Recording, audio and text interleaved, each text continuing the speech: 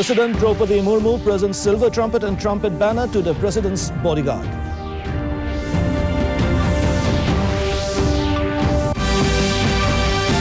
Governor of Assam and Nagaland visits Kendriya Vidyalaya, Kohima, highlights significant aspects of National Education Policy 2020.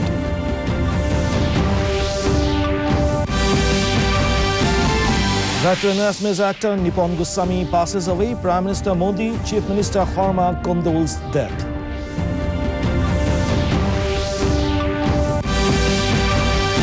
Arunachal Chief Minister hands over Cabinet's recommendation to Governor, initiates provisions of Article 317 to remove members of APPSC.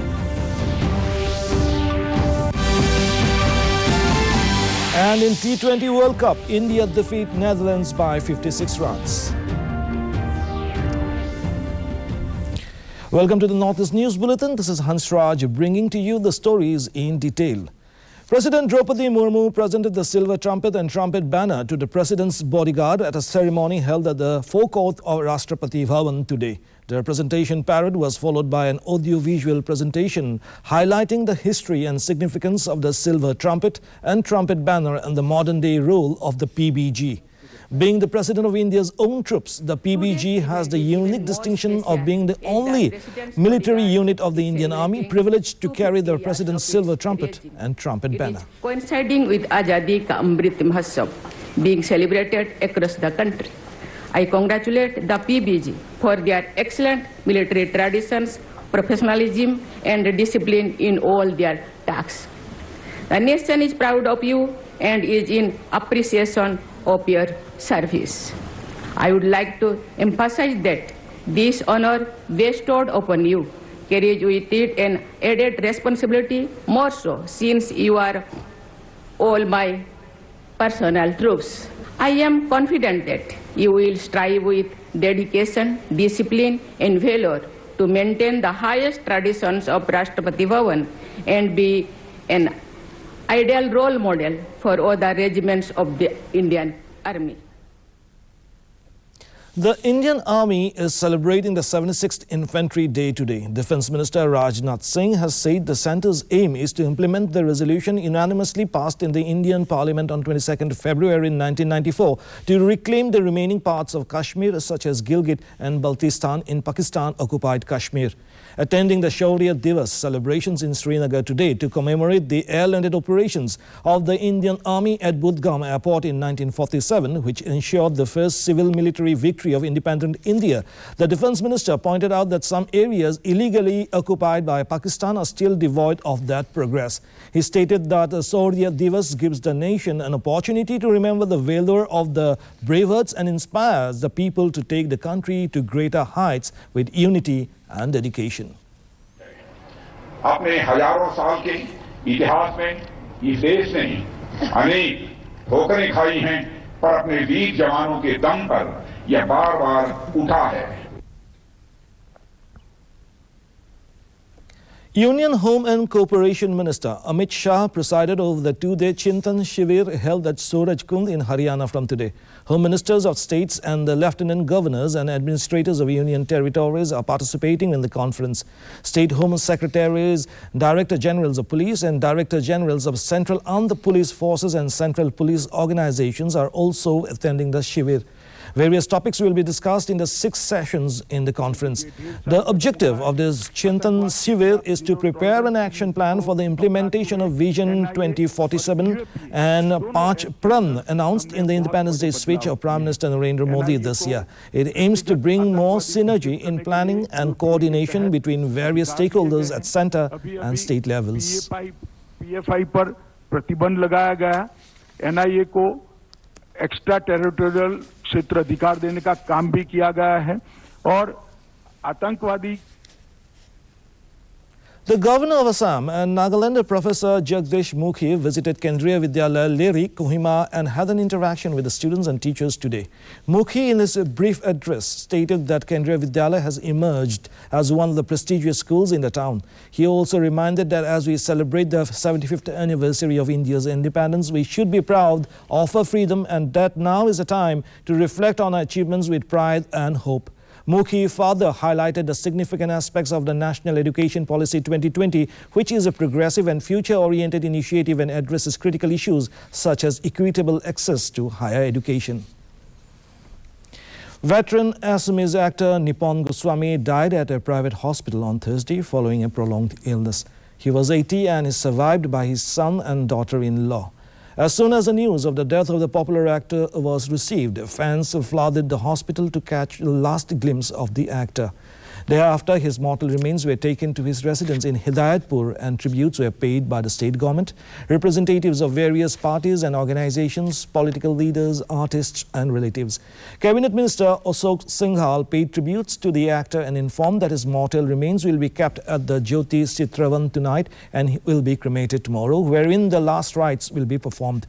Notably, Goswami acted in several Assamese films, the prominent among those being Khongram, Mukuta, Hoindharag, Azoli Nobo, Oporupa, Ghor Honkar, Kokadeuta, Nati Aru Hati, among others.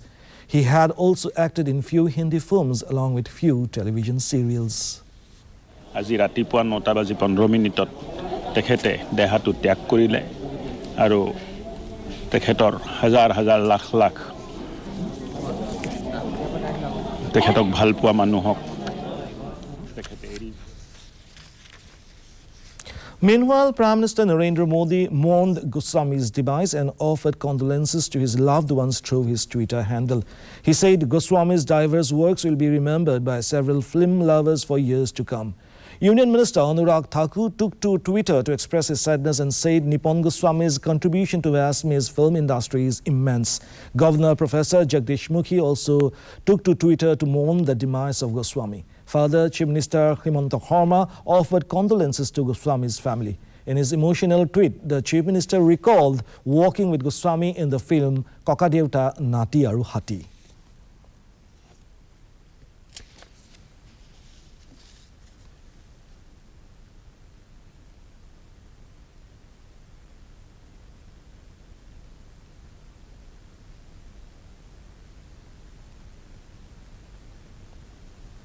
In Arunachal Pradesh, Chief Minister Pema Khandu handed over the recommendation of Cabinet to Governor retired Brigadier Dr. B.D. Mishra to invoke provisions of Article 317 to remove members of APPSC.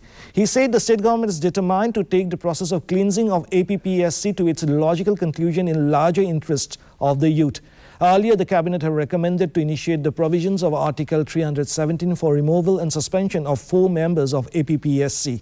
The Chief Minister reaffirmed to retain and restore the sanctity of APPSC and said the state government from day one has made its intentions very clear for overhauling the entire APC. The CBI has already reached Itanagar and has registered an FIR. It is now in the process of taking up the case soon for investigation. Meghalaya Chief Minister Conrad Sangma inaugurated the new infrastructures for the College of Teacher Education PGT in Shillong, comprising of the new building funded by RUSA, Meghalaya and the auditorium funded by North Eastern Council. He said PGT has rendered its service to the community, to the state by grooming teachers who shoulder the responsibility of educating our children.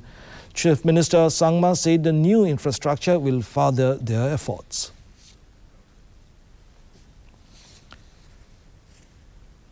In ICC Men's T20 World Cup, India registered an emphatic 56-run win against Mino's Netherlands.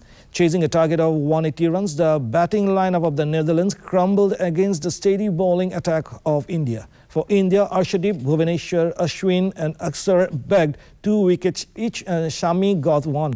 With this win, India amassed 4 points. Skipper Rohit Sharma, Virat Kohli and Surya Kumar Yadav hit half-centuries for India. In another match, Zimbabwe has set a target of 131 runs for Pakistan. Batting first, Zimbabwe scored 130 runs for the loss of 8 wickets. In response, Pakistan was 28 for 2 when reports last came in. In Nagaland, a seminar-cum-workshop on Pradhan Mantri Formalization of Micro-Food Processing Enterprises PMFME scheme was held today at the District Industries Commerce Hall, Kohima. Losviko Lose, Inspector, District Industries Commerce, briefed on the scheme. He said the scheme aims at contribution on the unorganized micro-food processing enterprises and the challenges that impede their performance. The scheme also contributes support to farmer-producer organizations or FPOs, self-help groups, producer cooperatives and cooperative societies with organized supply chain by strengthening branding and marketing. The Meghalaya government has signed a memorandum of agreement for the 50 megawatt Wahumiam Stage 1 and 100 megawatt Wahumiam Stage 2 hydroelectric projects with NIPCO. Deputy Chief Minister Peston Thinsong, also the Power Minister, said the state has been receiving free power from the Kopili HEP located on the Assam-Meghalaya border since 1984. After the two projects in the Wahumiam Basin are commissioned, the state will receive an overall 13% of free power from all three. The power received would be worth 65 crore rupees annually, out of which 2 to 3% would be utilized for local area development along with other sectors such as education, health and entrepreneurial opportunities around the project area.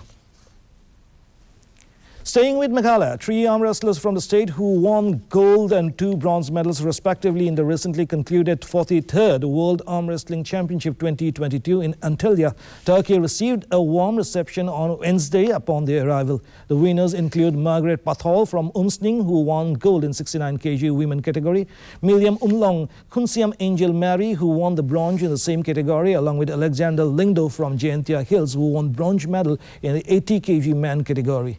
Various civil society groups as well as traditional bodies felicitated them for their feat.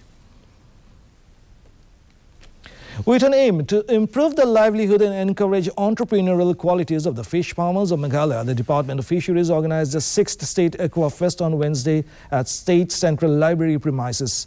Secretary of Fisheries Department S.C. Sadhu said the Aqua Fest was organized with an objective to encourage the fish farmers of the state and provide them the opportunity to sell their produce. Sadhu added that this will update the fish farmers with latest technologies so as to improve production and get a better price for their produce in the long run.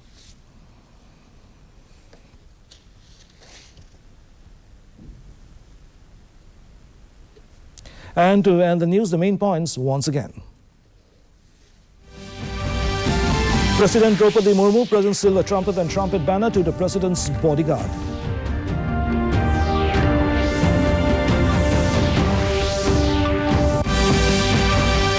Governor of Assam and Nagaland visits Kendriya Vidyalaya, Kohima, highlights significant aspects of National Education Policy 2020.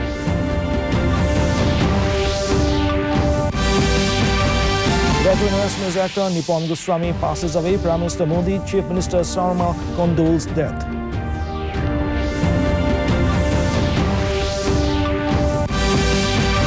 Arunachal Chief Minister hands over Cabinet's recommendation to Governor, initiates provisions of Article 370 to remove members of APPSC.